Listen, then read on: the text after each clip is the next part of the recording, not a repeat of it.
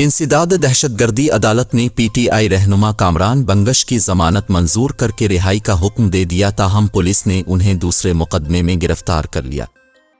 पेशावर की इंसदाद दहशतगर्दी अदालत ने पीटीआई रहनुमा और साबिक वजीर कामरान बंगश के खिलाफ पुलिस पर फायरिंग और मरादसीद को पनाह देने के केस में दरखास्त जमानत पर समाअत की, जिस दौरान अदालत ने कामरान बंगश की जमानत मंजूर कर ली। अदालत ने पीटीआई के रहनुमा को 2 लाख रुपए के जमानती मुचलकों के एवज जमानत पर रहा करने का हुक्म दिया। पुलिस के मुताबिक जमानत से कब्ल कामरान बंगश को दूसरे केस में गिरफ्तार कर लिया गया है और उनको डेरा इस्माइल खान पुलिस के हवाले कर दिया गया है। पुलिस का कहना है कि डीआई खान में कामरान बंगश पर अवाम को इश्तियाल दिलाने का इल्जाम है।